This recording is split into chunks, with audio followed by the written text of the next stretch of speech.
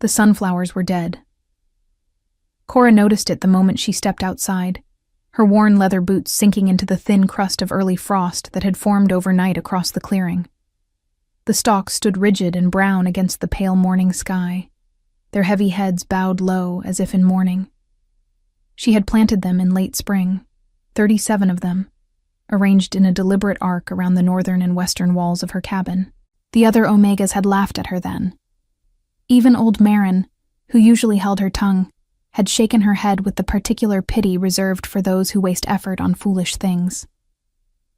Decorations, Bram had called them, the word dripping with contempt as he'd passed her on the path to the storage house.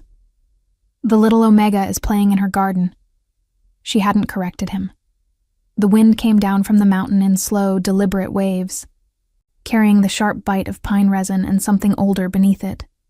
The smell of ice moving through stone, of weather that had not yet arrived but was already inevitable. Cora pressed her fingertips against the nearest stalk and felt it resist. The root system beneath that dark soil was deeper than anyone had bothered to look. She had made certain of that. She pulled her wool shawl tighter across her shoulders and looked up at the sky. The clouds were the color of pewter, layered and dense, sitting low over the ridge with the particular heaviness that meant serious snowfall. Not a passing dusting.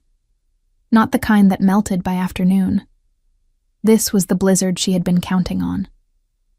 She turned back toward the cabin and pushed open the door, stepping into the warmth of the small space. A fire burned in the stone hearth, modest, measured, the kind she built to last. Hanging from the rafters were dried herbs in tight bundles, yarrow, pine bark, elderflower, and several others that had no common names among the pack, but that her grandmother had pressed into her palms when Cora was barely tall enough to reach the kitchen table. "Not all strength is carried in muscle, little one," her grandmother had said. "Some of it lives in what you know." Cora was 24 years old and had lived in this cabin at the edge of pack territory for nearly 3 years. She had been assigned to it, not chosen it, after the ranking ceremonies placed her at the bottom of every category the elders measured: speed, strength, aggression, social standing. She had accepted the assignment without protest. The elders had interpreted her silence as resignation. That, too, she had not corrected. She was lifting a clay pot from the shelf when she heard the horn. One long note, then 2 short ones. The signal pattern cut through the mountain air with sharp authority, and Cora set the pot down slowly. She had heard that call only twice in her life. The first time, she had been a child watching from a high window as the AlphaKing's riders swept through the valley below. The second time had been the day his messengers came to collect the season's tribute from their pack. The AlphaKing himself had never come to Iron Ridge. Until, apparently, now. She moved to the single window on the eastern wall and looked through the warped glass toward the main path. Riders were visible in the distance. 6 of them, their dark cloaks cutting against the white-gray landscape. At the center rode a figure on a black horse so large it seemed to belong to a different scale than everything around it. Even from this distance, there was something in the way the rider sat, absolutely still while the horse moved beneath him, that made the word danger rise in Cora's chest without her permission. She pressed her palm flat against the cold glass and watched.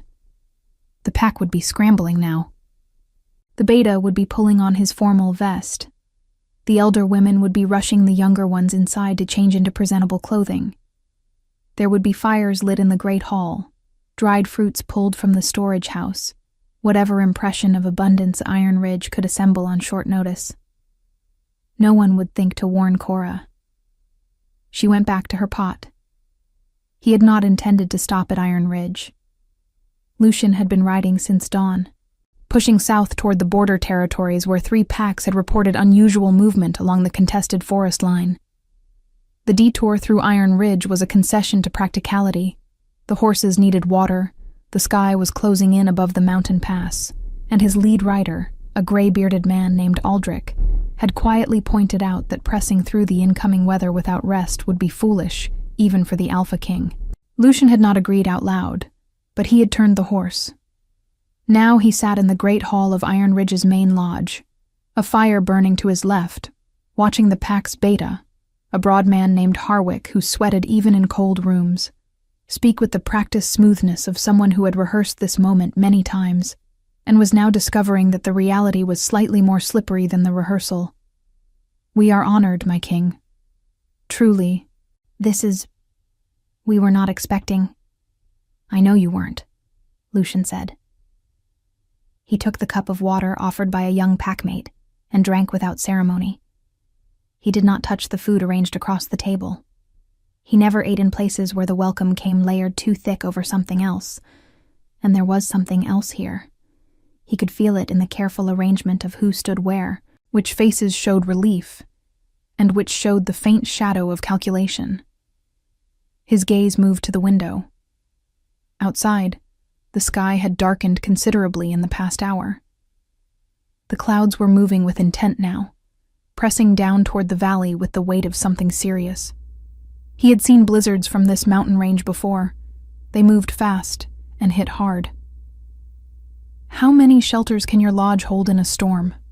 he asked, cutting across whatever Harwick had been saying. The beta blinked. "My king? If that weather breaks tonight, and it will, how many people can this hall hold safely?"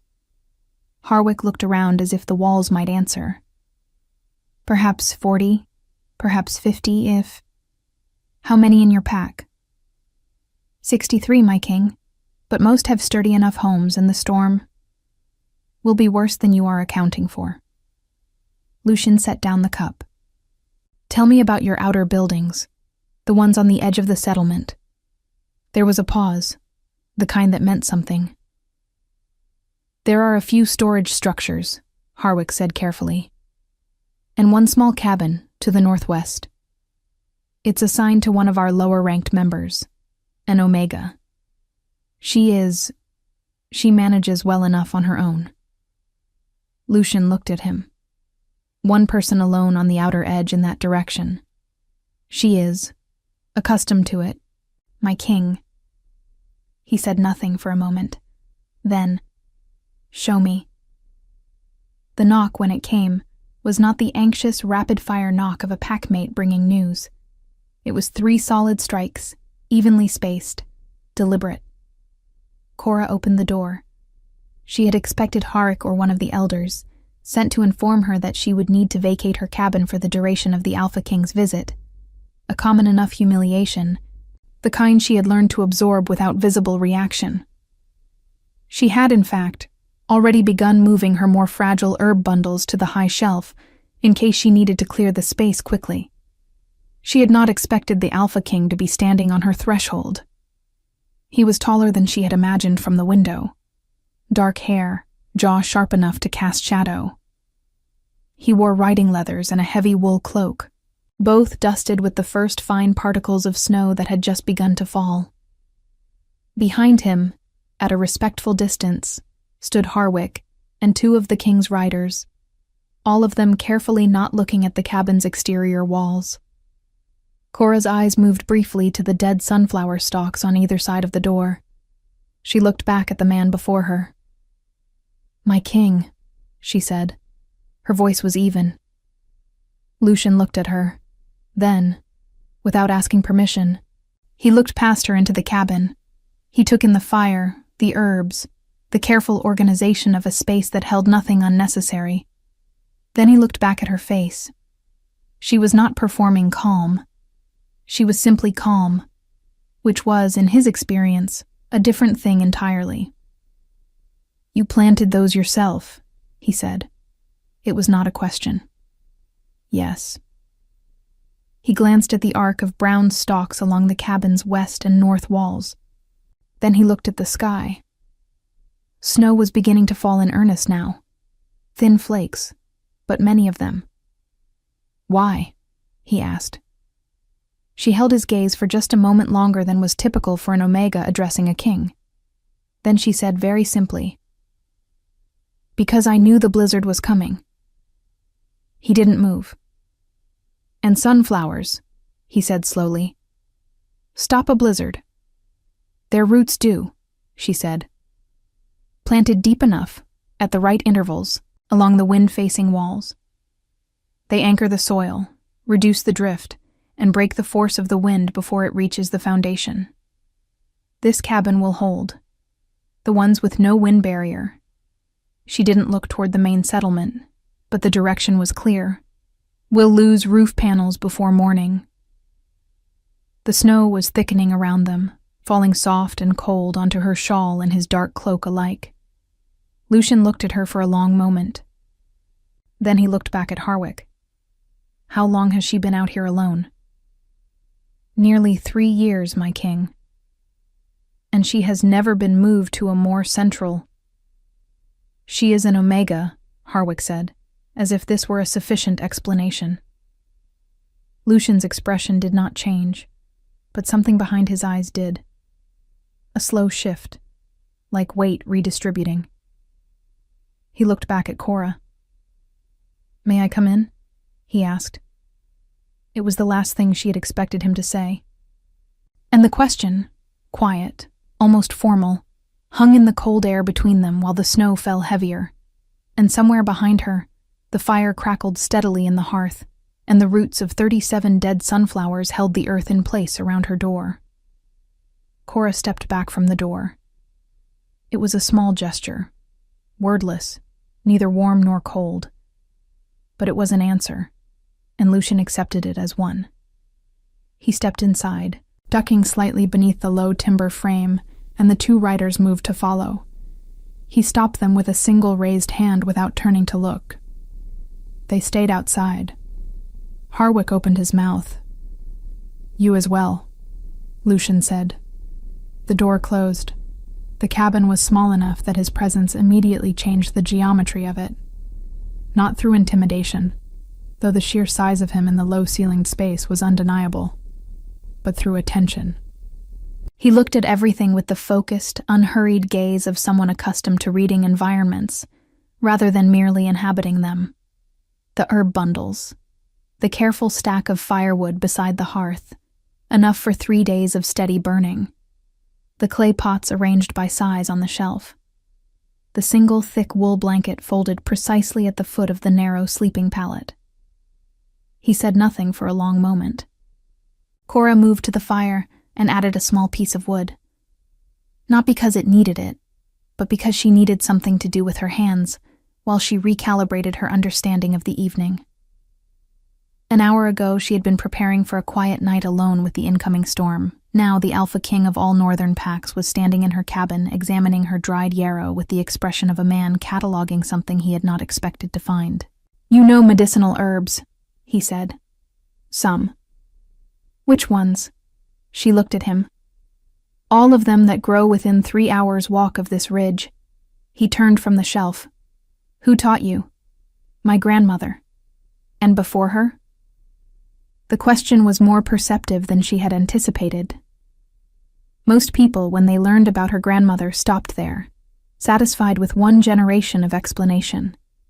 He had asked for the layer beneath. "Her mother," Cora said. "And her mother's mother.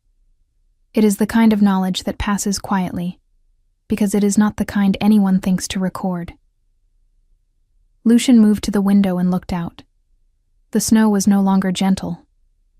In the short time since he had stepped inside, the flakes had grown dense and wind-driven, and the light outside had shifted to the flat gray-white that preceded serious accumulation. He could hear it now, a low, constant pressure against the western wall of the cabin, and against that pressure, the faintest structural resistance. The cabin was not shaking.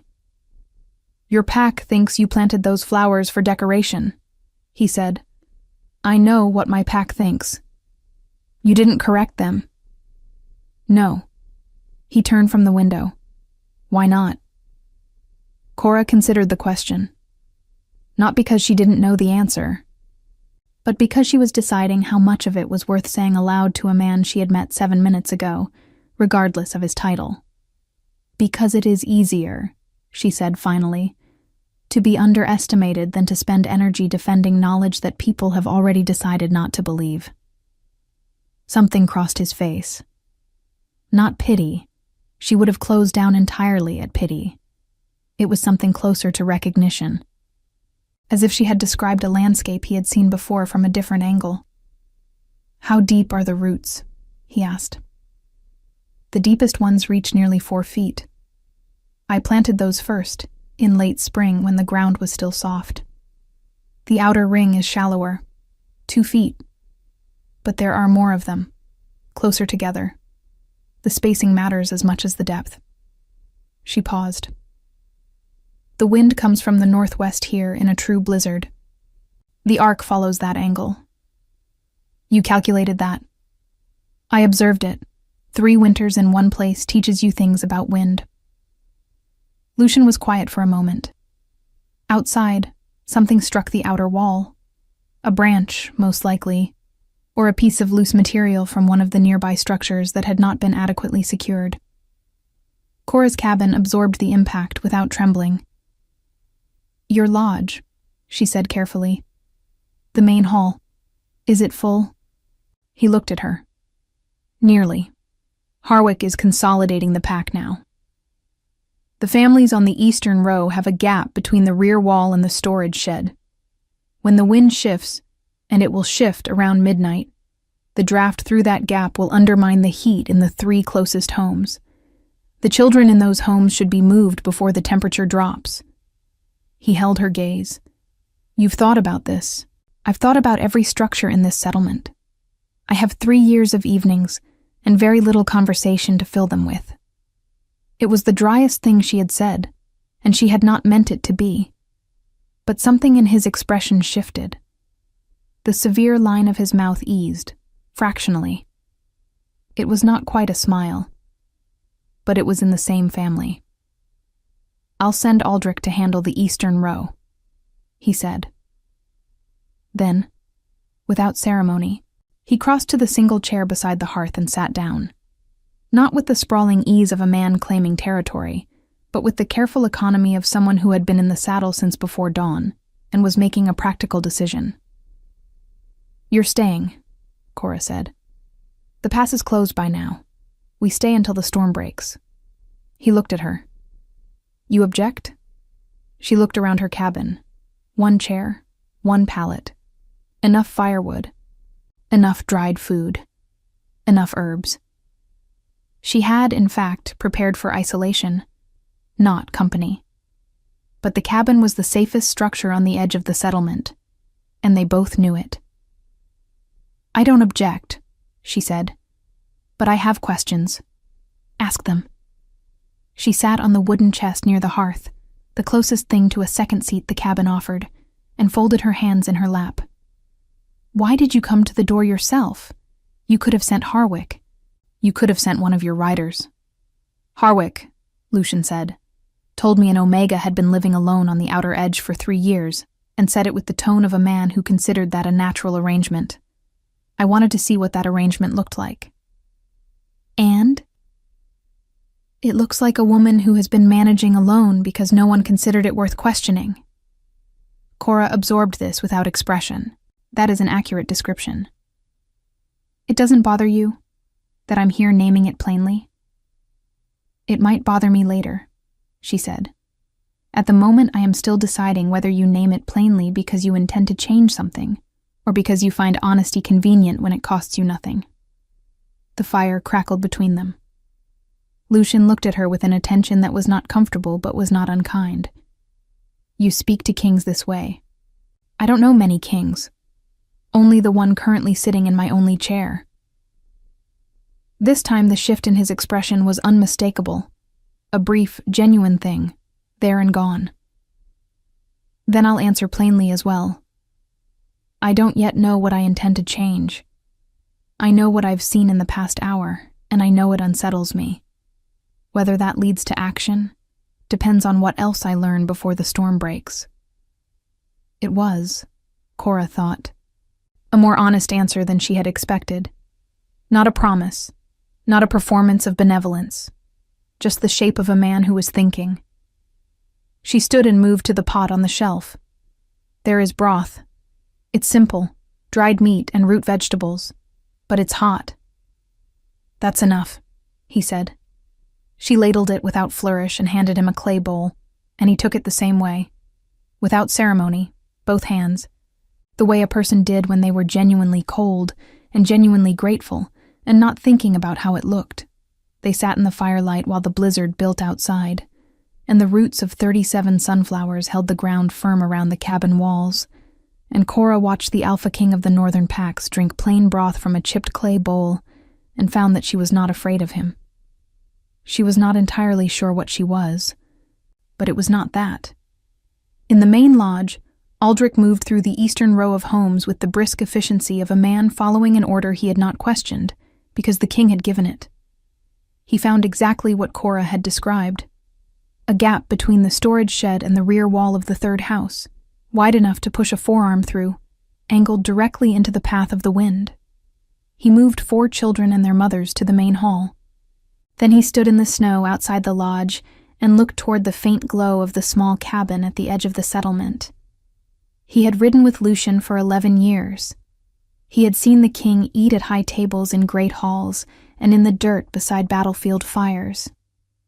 He had never seen him eat in a place like that, a single-room cabin with a chipped shelf and 1 chair.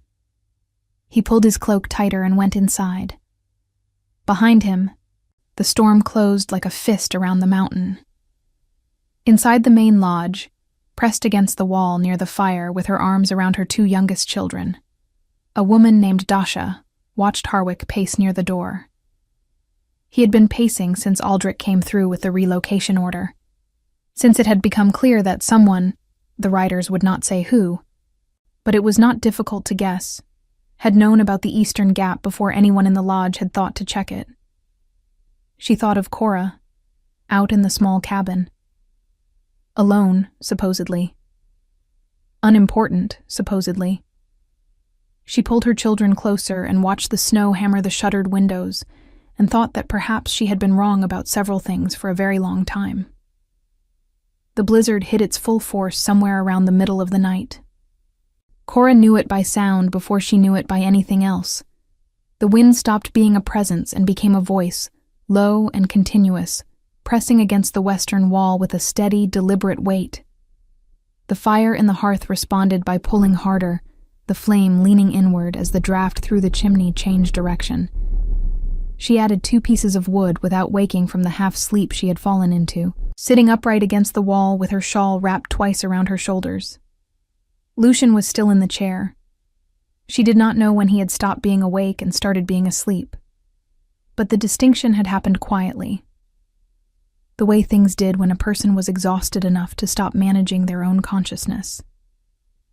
He sat with his forearms resting on his knees and his head dropped forward, his breathing slow and even. The firelight moved across his face in warm intervals, and without the full weight of his attention aimed at something, he looked.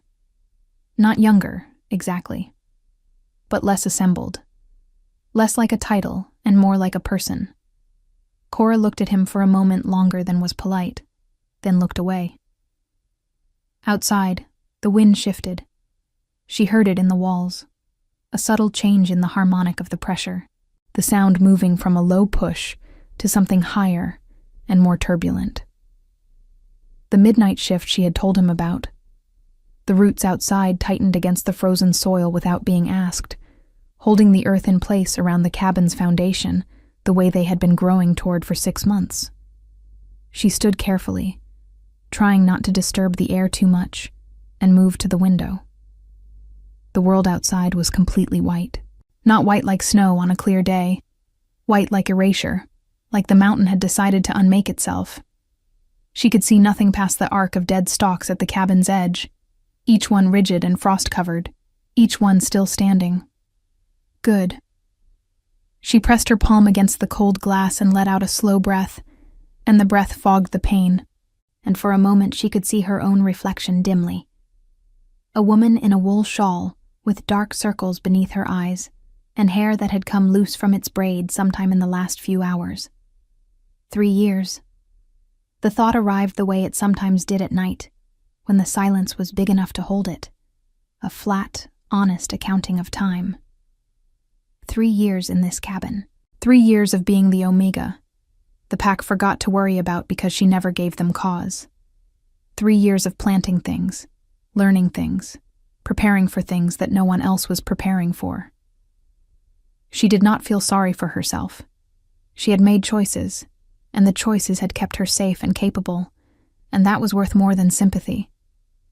But she was aware, in the particular clarity of 2 o'clock in the morning, with a blizzard pressing against her walls, that safety and capability were not the same as belonging.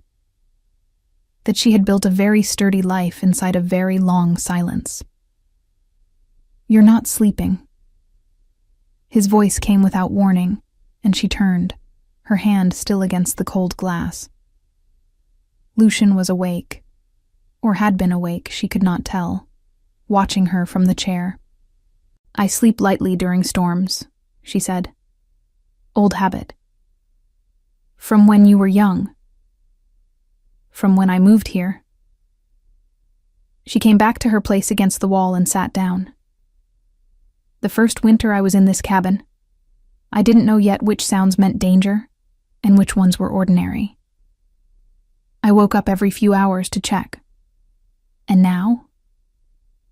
Now I can tell by sound alone whether it's the roof structure, the foundation, the chimney, or just the wind looking for a way in."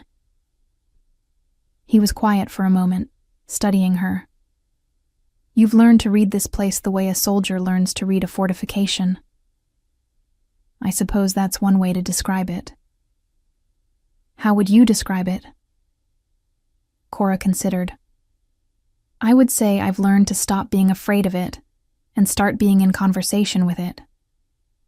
The fire popped. Somewhere outside, muffled by snow and distance, something fell. A tree branch, heavy with ice. "Tell me about your grandmother," he said. The request was unexpected enough that she answered it before she decided whether to. "She was the healer for a small pack in the eastern foothills. Very small. 30 people, perhaps less by the time I was born. She knew things that most healers had forgotten because most healers had access to easier remedies, so they never needed the older ones. And she taught you. She taught me everything she could before she died. I was 17. Cora paused. "She also taught me that in a pack, a healer who is a woman of low rank is a useful tool. A healer who is a woman of low rank, and also correct when the higher-ranking members are wrong, is a problem." Lucian's expression shifted. "Is that what happened to her?" "She was not harmed, if that's what you're asking. But she was quietly moved to the outer edge of the settlement in her last years, and her knowledge was used without acknowledgement. And when she died, the pack's new healer, a man of middle rank who had trained for 2 seasons, was celebrated at a formal gathering, and she was not mentioned." The words sat in the warm air between them. "That," Lucian said carefully, "is a familiar pattern. I imagine you see it often, from where you sit." "I see it more than I act on it. That is its own failure." He said it plainly, without drama, the admission of a man who had thought about this specific thing before, and had not yet resolved it to his own satisfaction. Cora looked at him. "Why are you telling me that?" "Because you told me something true. It seemed like an equal exchange." She almost said something and then didn't. She pulled her knees up and wrapped her arms around them and looked at the fire. After a moment, she said, "What brought you south this time? Truly, not the tribute visit." "Border trouble. 3 packs reporting movement in the contested forest between the northern and southern territories. Not raiders. Something more organized. Supplies moving in a pattern, camps appearing and disappearing." He shook his head slightly. "Someone is building toward something, and I don't yet know who." "How long has it been happening?" 3 months of clear evidence. Possibly longer before that, if the early reports were being suppressed. Suppressed by whom? His jaw tightened fractionally. "That is the question I am riding south to answer." Cora filed this away without comment. She thought about patterns. The same thing she thought about when she was planning which plants to put where, which herbs to dry in which season, which structural weaknesses in a building would matter most when the worst weather came. Patterns were information. Patterns told you what was actually happening underneath what appeared to be happening. The pack leaders along the southern border, she said slowly, do they communicate regularly with each other? They're supposed to. But do they? He looked at her with sharpened attention. What are you thinking? I'm thinking that if something is being organized in contested forest, the most useful thing would be for the border packs to not be communicating. For each one to think the movement is localized, not widespread. For the pattern to be invisible to anyone who is only seeing one piece of it. Silence. You, Lucian said, have been thinking about border politics alone in this cabin. I've been thinking about how information moves and why it sometimes doesn't. The mechanism is the same whether you're talking about packs or plants. He leaned forward. If the border packs aren't sharing what they're seeing, then someone has made it advantageous for them to stay quiet, or made them afraid to speak, or given each of them a private reason to believe their own piece of the problem is already being handled. Lucian was completely still in the way that she was beginning to recognize, not frozen, but concentrated. All of his attention gathered into a single unmoving point. There is a man named Edric, he said, a southern pack leader. He came to the last council meeting and spoke at length about the stability of the border. Reassured everyone. Provided numbers.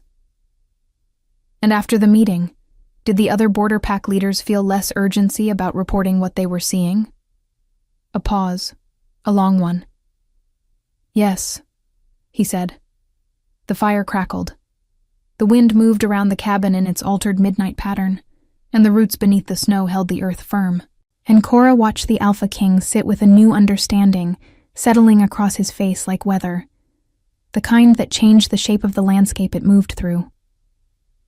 I came to Iron Ridge for water and shelter, he said, and I find a woman who has solved 2 of my problems before dawn.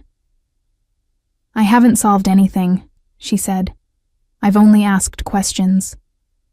The right questions are worth more than most answers. She looked at the fire. The right questions are what people like me ask, because we are not given the opportunity to provide answers. The silence that followed was not empty. It was the kind that held something. A shift, a reckoning. The quiet sound of a perspective changing underneath the surface like roots moving through soil, slow and invisible and permanent. In the main lodge, Harwick sat awake near the banked fire, watching the shutters strain against the wind. 63 people were breathing through the night in various states of warmth and rest, and by his count, not one of them had been lost to the storm. He should have felt relieved. Instead, he kept thinking about the Eastern Gap, about the children who had been moved before the wind shifted, about who had known to move them, and when, and how. He thought about Cora in her cabin at the edge of the settlement, with her dead sunflower stalks, and her quiet eyes, and her 3 years of being exactly where he had put her. He had been telling himself for 3 years that she was fine out there, that she preferred it, that the distance was practical, not punitive. He sat with the fire and the storm, and tried to remember when exactly he had started believing his own story. The storm broke just before dawn. Not gently. Storms like this one did not ease themselves out. They simply stopped, the way a held breath releases all at once, and suddenly there was silence where there had been roaring pressure, and the world outside went from violent white to the particular stillness of deep snow under a clearing sky. Cora heard the change and opened her eyes. She had slept, finally, an hour, perhaps 2, sitting against the wall with her shawl pulled up to her chin. The fire had burned down to a deep orange bed of coals that still held significant heat. She added wood without fully waking, and the flames caught immediately, and she sat for a moment in the warmth and let consciousness reassemble itself. Lucian was awake. He was standing at the window, looking out at the white world with his arms crossed over his chest and his riding cloak back around his shoulders. The light coming through the glass was the thin, bright blue of early morning after heavy snowfall, sharp and clean and merciless. "How deep?" she asked. "Nearly to the top of your fence posts, perhaps deeper in the drifts." She stood, straightening her back against the familiar ache of sleeping upright, and moved to stand beside him at the window. Outside, the clearing around the cabin was transformed. Everything smoothed and softened under several feet of snow. The familiar shapes of rocks and pathways and woodpiles turned into gentle mounds. The arc of sunflower stalks was buried to half their height, but they were still standing. The cabin's walls were clean and undamaged. Where the wind would have driven snow against the foundation under normal conditions, the root system had held the soil firm, and the drift had broken around the cabin in a clean curve, like water around a stone. "They held," Lucian said quietly. "They always hold," Cora said. "That was the point." He looked at her, a sideways glance, brief but considering. Then he looked back at the clearing and at the path that led toward the main settlement. From this distance, even through the morning brightness, she could see that 2 of the structures along the northern row had damage visible against the sky. One missing a section of roof panel, another with a wall that had partially buckled under the drift weight. Exactly where she had expected. "I need to check on my riders," Lucian said. "I know." He turned from the window but stopped before reaching the door. His back was to her, and there was a pause that had weight in it. The pause of a person composing something they are not entirely sure how to say. "When I leave Iron Ridge," he said, "I intend to speak with Harwick about your situation here." Cora said nothing. "I don't mean as a grand gesture," he continued, still not turning. "I mean specifically and practically. You should not be on the outer edge alone. Your knowledge should be used, not tolerated. And the arrangement that placed you here deserves examination. Harwick will tell you I chose this. Did you?" She considered the honest answer. "I chose not to fight it. That is a different thing." He turned then and looked at her directly. "Yes, it is." She met his gaze without flinching, but also without performance. "I appreciate the intention. I am cautious about the outcome. Pack structures do not change because a king speaks to a beta once during a storm visit." "No," he agreed. "They don't. But they can change when a king decides the matter warrants continued attention." She studied him. "Why does it warrant yours?" "Because I have ridden through a great many settlements, and I have learned to recognize the moment when a place is functioning on a false story. Iron Ridge is functioning on the story that you are a low-value member who was correctly placed.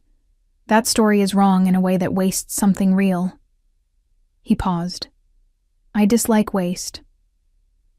It was a practical framing, deliberately so, she suspected. He was not offering sentiment. He was offering something more durable, a reasoned position that didn't require him to feel anything in particular to hold. She found unexpectedly that she respected it. "Then I will tell you one more thing before you go," she said. "About Edric." He was immediately still. "Go on." 3 months ago, a rider passed through Iron Ridge carrying a sealed message. He was not a royal messenger. The colors were wrong. The saddle markings were unfamiliar. He stopped at the lodge for perhaps an hour, and then continued south. Harwick met with him privately, and told no one what was discussed. "I saw the rider from this window." She nodded toward the eastern glass. "I could not read the markings, but I noted the pattern on the saddlecloth. It was a river and bridge pattern. I have seen that pattern before, on a banner from the Southern Territories." Lucian did not move. The Southern Territories. Edric's region. "I don't know that it was Edric's man. I only know the pattern, and I know that Harwick did not mention the visit to anyone afterward.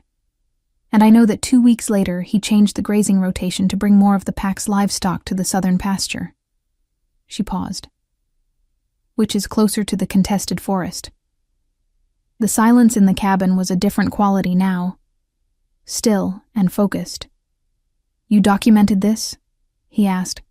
"In my own way." She crossed to the wooden chest she had been sitting on during the night, opened it, and withdrew a small folded piece of leather. On the inside surface, burned carefully with a narrow iron tool, were a series of marks, dates, shapes, directional notations. Not writing in any formal sense. Something older and more personal. She held it out. He took it carefully, unfolded it, and looked at it for a long moment. She watched him read the pattern of marks, and watched the moment when his expression confirmed that he understood what he was looking at. "How long have you been keeping this?" he asked. "Since the first winter. I keep notes on everything that seems out of pattern. Weather, animal behavior, visitor movements, changes in pack routine. Most of it is ordinary. Some of it is not. And you showed no one. No one asked." He looked up at her. The morning light from the window fell across his face in full now, and she could see the particular quality of his stillness.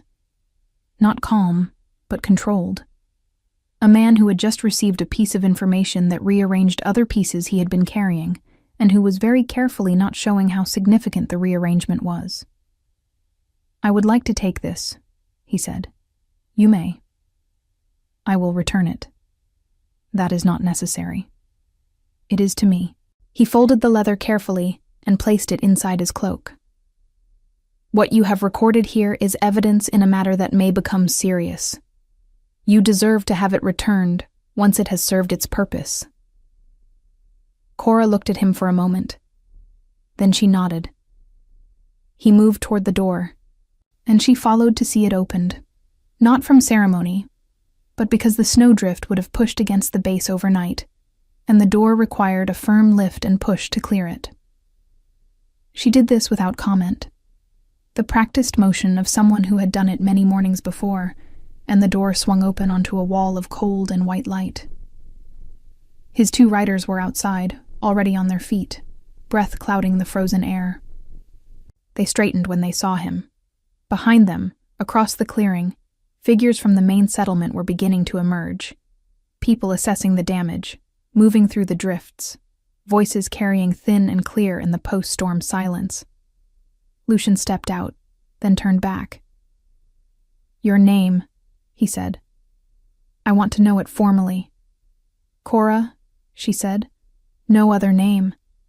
My grandmother's line did not keep formal family names." "Cora," he repeated. Then, "The pack will be without a functioning roof on the northern structure. Do you have materials here that could be used for emergency repair?" "There is pine board in the storage lean-to on the south side, and I have pine resin mixed with ash that serves as a sealant in cold conditions. It sets hard within 2 hours." "Will you come and help?" She paused. It was not the dangerous sort of pause, not resistance. It was the pause of a person recalibrating the landscape of a situation that had shifted without warning. "You're asking me," she said. "I am. Not Harwick." "Harwick," Lucian said evenly, "does not know about the pine resin sealant. You do." She reached back inside for her heavier cloak, the dark green wool one she kept for serious cold, and pulled it around her shoulders. She picked up the small clay pot of sealant from the shelf, without being asked, and stepped out into the snow. What happened in the next 2 hours was not dramatic. It was cold and physical and practical. Boards lifted into place, sealant applied with careful strokes, snow cleared from buckled supports, judgments made about which damage was structural and which was cosmetic. Cora worked without announcement, moving from problem to problem with the focused efficiency of someone who had been solving physical problems alone for a long time, and was simply, now, doing it in the presence of others.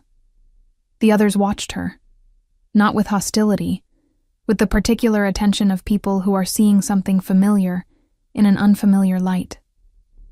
Dasha, the woman from the eastern row who had spent the night in the main lodge with her children, brought hot water in a clay pitcher without being asked, and handed it to Cora without a word. Their eyes met briefly. Dasha looked away first. Harwick stood at the edge of the activity with his arms crossed, watching Lucian and Cora move through the damaged structures together. His expression was unreadable to most. To Cora, who had 3 years of practice reading the specific quality of his silences, it read as a man in the early stages of understanding that a story he had been telling had a different ending than he had planned for. Good, she thought. Let him sit with it. She was halfway through applying sealant to the worst gap in the northern roof when she became aware of a new presence at the settlement's edge. A rider. Single. Coming fast from the south, pushing through the deep snow with the particular urgency of someone carrying news that could not wait for weather to clear. Lucian saw him at the same moment she did. Their eyes met across the roof beam, and she saw in his face the confirmation of something she had already felt, like a change in air pressure before weather arrived. Whatever was building in the southern forest had just accelerated. The rider's name was Peter. He was young, barely past 20, lean in the way of someone who had been riding hard for days without adequate food. And his horse was lathered despite the cold, steam rising from its dark coat in visible clouds as it came to a stop in the middle of the settlement clearing. Peter swung down before the animal had fully stilled, stumbled once in the deep snow, and caught himself with the practiced reflex of someone trained not to fall in front of people. Lucian was already moving toward him. Cora stayed where she was on the northern roof, one hand still holding the pine resin brush, and watched from above. She had a clear sightline to the exchange. She could not hear the words. Petter was speaking low and fast, his breath coming in visible bursts in the cold air. But she could read the shape of the conversation in the way bodies arranged themselves. Aldrich, who had joined them, took a half step back when he heard something. Lucian went very still. That particular stillness she was beginning to know. She set down the brush and climbed down from the roof. She did not approach the group directly.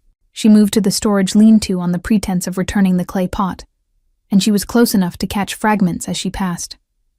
3 pack leaders, southern border. All 3 sent riders at once, my king. The messages arrived within hours of each other. Edric's territory specifically, they're saying he's been meeting privately with... She kept walking. She had heard enough. Inside the lean-to, she set the pot on its shelf and stood for a moment in the cold dark, the smell of pine resin and old wood thick around her. She thought about the leather piece she had given Lucian. She thought about the rider with the river and bridge saddlecloth. She thought about Harwick's changed grazing rotation and the private meeting he had not mentioned to anyone. She thought about patterns. A hand pulled the lean-to door open. Lucian ducked inside and pulled it nearly shut behind him, leaving only a thin line of light and cold air. 3 southern border pack leaders have sent simultaneous emergency messages, he said quietly. They've been tracking the same organized movement in the contested forest for months. They weren't reporting it, because each of them believed the others had already informed the Crown and been told it was under control. Edric told each of them separately that you already knew, Cora said. A pause. Yes. And they believed him because he is a pack leader of long standing, and there was no reason not to. Yes. She looked at the wall of the lean-to. How many people in the contested forest? The most recent count from the southernmost pack puts it at nearly 200, armed, organized into rotating camps, so no single position is held long enough to be identified as permanent. His voice was controlled, but she could hear the thing underneath it. Not fear, but the focused urgency of a man doing rapid calculations with serious numbers. It has been building for months, quietly, deliberately. While Edric reassured the council, while Edric attended every council meeting and spoke at length about border stability and provided numbers that were, I now understand, entirely fabricated. Cora turned to face him. He was in your council meetings. He has been a pack leader for 18 years. He earned his seat and used it to block the information that would have stopped this. Lucian looked at her steadily. Yes. The lean-to was very small. The cold came through the gaps in the boards, and she could see her breath and his overlapping in the cramped space. She was aware that the conversation they were having was several layers more serious than anything she had anticipated when she woke this morning. "What do you do now?" she asked. "I ride south immediately. Aldrich is already preparing the horses.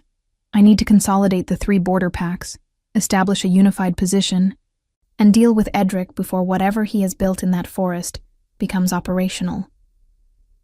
You'll need to move before he learns that the 3 leaders have compared accounts. I know. If he finds out they've spoken to each other and that their messages reached you, he will accelerate whatever he is planning. Yes." Lucian's jaw was tight. "I have perhaps 2 days before he realizes the information barrier has broken down." "Then you have less time than that," Cora said. "Harwick met with one of his riders 3 months ago." The silence that followed was absolute. "You think Harwick is informing for him?" Lucian said. "I think Harwick received a private visit from someone carrying Edric's markings and told no one. I think he changed his pack's grazing pattern toward the southern forest shortly after. I think he has been beta of this pack for 12 years and has built a comfortable position that would benefit from knowing which direction the next wind is coming from." She paused. "I think Harwick would not have assigned an Omega who notices patterns to the outer edge of the settlement by accident." Lucian went still in a way she had not seen before. This was not the concentrated stillness of a man thinking. This was the stillness of a man absorbing a strike. "He put you out there," Lucian said slowly, "because you were the kind of person who would notice things. And out there, whatever I noticed wouldn't reach anyone useful. Until now. Until a blizzard sent you to the only structurally sound building on the edge of the settlement." Outside, she could hear Aldrich's voice carrying across the clearing, the sounds of horses being readied, the creak of saddle leather, and the muffled clank of packed gear. The world was resuming its urgency. She could feel it pressing against the walls of the lean-to like the storm had pressed against her cabin walls. Real, undeniable, requiring action. "I have to handle Harwick before I leave," Lucian said. "I know. And I cannot leave this pack without stable leadership during a period of border crisis. I know that too." He looked at her directly. "I am going to ask you something, and I want an honest answer, not a careful one. I'll try. Is there anyone in this pack besides Harwick who you believe is connected to Edric's network?" She thought about it, genuinely, not reflexively. She went through the pack in her mind the way she went through her herb shelf, methodically assigning each one its correct category. She thought about faces and behaviors and small deviations from pattern over 3 years of quiet observation. "One person," she said finally. "A man named Callum. He manages the pack's trade records. He travels to the southern market 3 times a year, which is normal for his role. But in the last year his trips have become less predictable in timing. He goes when he should not need to, and delays when he should go. And he and Harwick have taken to eating their evening meal together, which they did not do before the last winter." Lucian listened to every word with the focused quality of a man committing something to exact memory. "Anyone else?" "Not that I can identify with confidence. There may be others I haven't seen clearly." "That is an honest answer. You asked for one." He nodded once. Then he said, "I am going to leave 2 of my riders here, ostensibly to assist with storm repair, actually to ensure that Harwick and Callum do not send any messages south before I reach Edric." "And Harwick himself?" "Aldrich will speak with him before we leave. Formally, on my authority, removing him from the beta position pending investigation. He won't know what specific evidence exists. He will only know that the king has concerns." He paused. "It will be frightening and unclear, which is what I want. A frightened man waiting for clarity does not act. Who leads the pack while Harwick is suspended?" Lucian looked at her. She felt the look land. "No," she said immediately. "I am not appointing you beta. I am asking you to serve as the pack's interim advisor to my 2 remaining riders until I return or send a formal replacement. Your knowledge of this pack, its structures, its needs, and its vulnerabilities is greater than anyone else here. You proved that before dawn this morning. The pack will not accept guidance from an Omega. The pack will accept guidance from a woman who knew the Eastern Gap would fail before it failed, who sealed their roof this morning, and who has, as of today, the visible backing of the AlphaKing." He tilted his head slightly. "Additionally, Dasha brought you water without being asked. Small things move first." Cora stood with this for a moment. She thought about her grandmother, moved to the outer edge of her pack in her final years. She thought about the knowledge that passed quietly, hand to hand, generation to generation, because it was not the kind anyone thought to record. She thought about 3 years of evenings with nothing but questions to fill them.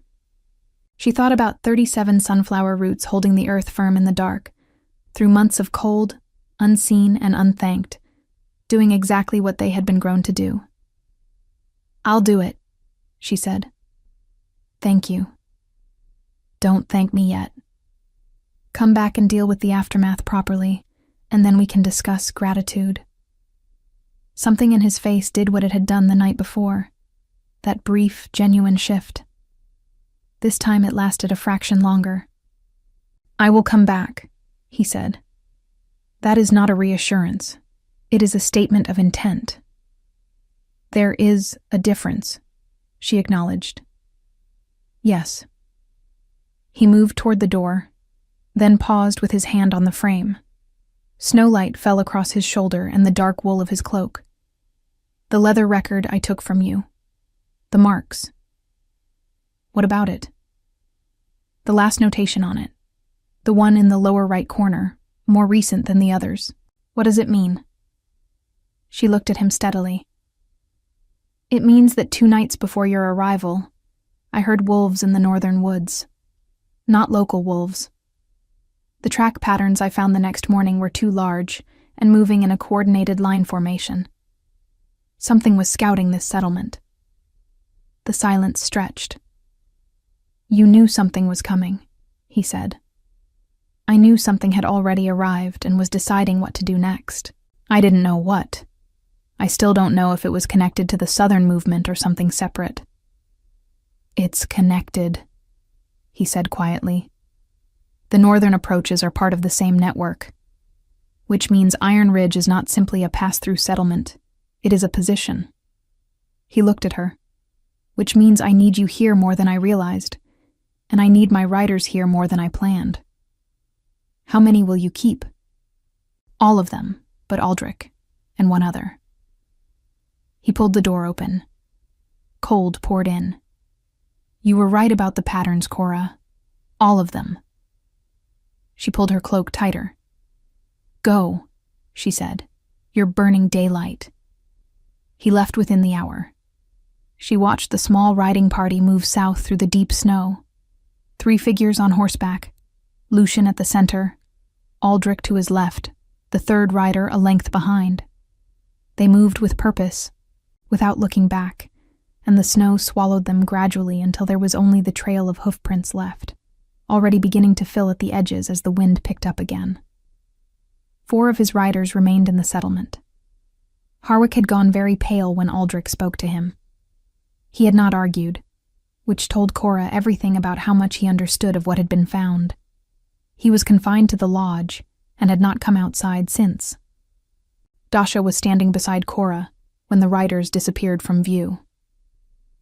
"He'll come back," Dasha said. It was not entirely clear whether she was reassuring Cora or herself. "He said he would," Cora replied. She turned away from the southern path and looked at the settlement, the damaged roofs, the people moving through the snow, the 4 royal riders already integrating themselves with careful efficiency into the daily life of the pack. The work ahead was visible and real and large. "We have a roof to finish," she said. Dasha nodded and followed her without being asked.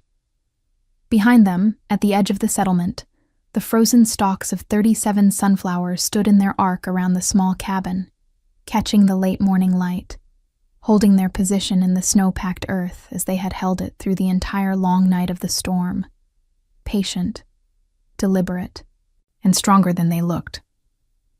Fim do bloco 5. Final da história. Contagem de palavras. 944 palavras. Epílogo. 6 weeks later, the snow had begun to pull back from the lower slopes of the mountain. Edric was brought before the full council of pack leaders in chains. Not as a humiliation, but as a statement of fact. The evidence against him was substantial.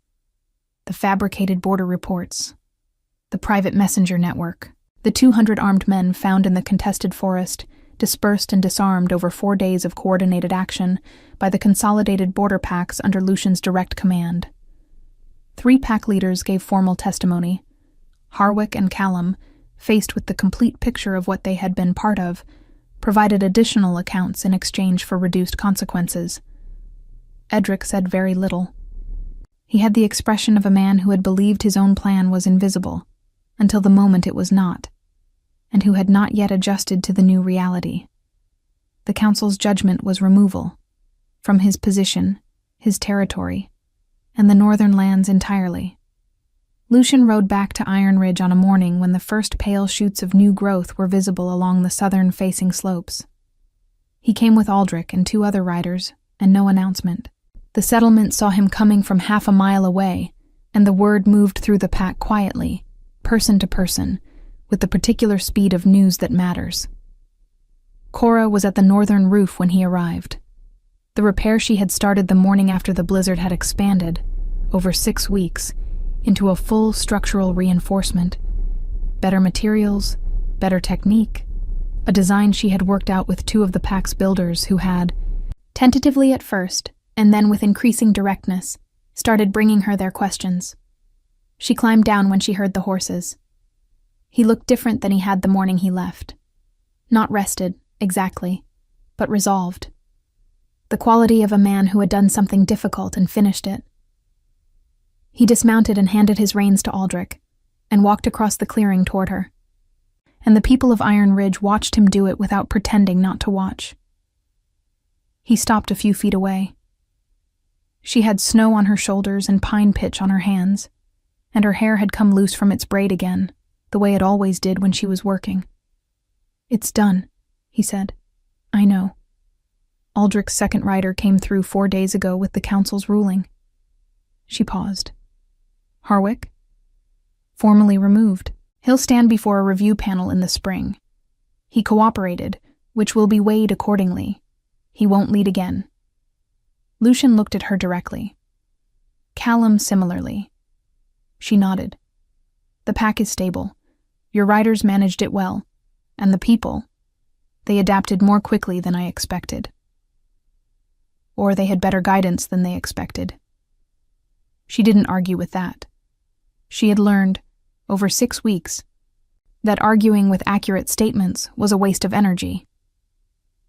What happens now with Iron Ridge? A new beta will be formally appointed. I have someone in mind, a woman from the Eastern Settlement who has held informal leadership there for years without the title.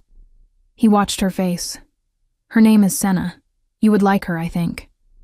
You investigated. I asked questions. The way someone once told me the right questions are worth more than most answers." Cora looked at him. There was something in this conversation, a shape to it, a direction, that she was aware of without yet having named. She had been aware of it for 6 weeks, in the particular way you are aware of weather that has not arrived yet. "And me?" she asked, plainly, without performance. "That depends on what you want," he said, "which is a question I am asking you directly, not as a king making a decision, but as a person who has thought about your answer for 6 weeks and would like to hear it from you." She looked at the settlement around her. The repaired roof. The people going about their morning work. Dasha's children playing in the last of the deep snow near the southern fence, their voices thin and bright in the cold air. She looked at the cabin at the edge of the clearing, and the arc of dead sunflower stalks that were beginning, just barely, at the base of several stems, to show the first pale sign of next year's growth. "I don't want to leave," she said. "This is my place. I built something here, even if no one named it that for a long time." She paused. "But I don't want to be invisible in it anymore." "You won't be," he said. "Not while I have anything to say about it, and I intend to have quite a lot to say about it, on a regular basis." He held her gaze. "I will come back here, Cora. Not for the settlement stability reports, though those matter. For the conversations. For the questions." She considered this. Then she said, "You should know that I have started a more formal record, not on leather with burn marks, proper materials, paper, ink. Everything I know about this territory, the plants, the structures, the patterns, I've been writing it for 6 weeks." His expression shifted in the way she had come to recognize that genuine, unguarded thing. "Good. It will take years to complete. Then I had better keep coming back." She looked at him for a long moment. This man who had come to her door in a snowstorm, asking why sunflowers stopped a blizzard, who had drunk plain broth from a chipped bowl and listened to her speak about patterns until the fire burned low, who had ridden south into serious danger carrying a piece of burned leather like it was something valuable, because it was. "Yes," she said, "you had better." The sunflowers would grow again in spring.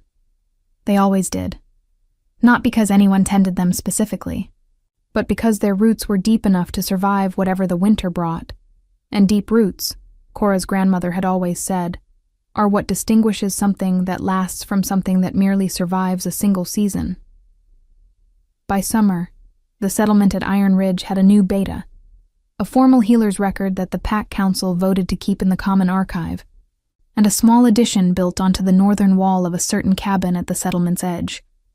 Not because Cora had asked for it, but because 6 of the Pack's builders had arrived one morning with timber and tools, and said without much ceremony that the space was too small for the work being done in it. She had not argued. Lucien came back 4 times that year. Each visit was practical. There were always matters of territory, of record, of the ongoing restructuring of the southern border arrangements that required attention. Each visit also lasted longer than strictly necessary, and ended with conversations that had nothing to do with borders or records, and everything to do with 2 people who had found, in a blizzard, that they were genuinely interested in each other's minds. Nothing was rushed. Nothing was declared. Some things do not need to be announced. They simply grow, the way roots grow in the dark and the cold, quietly and with great patience, until the season turns and everyone can see what was always there. Aldrich, who had ridden with Lucien for 11 years and prided himself on missing nothing, noticed all of it and said nothing whatsoever. He was a man who understood that some things moved in their own time, and that the best thing you could do was make sure the horses were fed and the road south remained open. Cora, for her part, planted the next year's sunflowers slightly wider, a larger arc, covering more ground, more carefully spaced. She had more to protect now, and her roots had always been deep enough for that.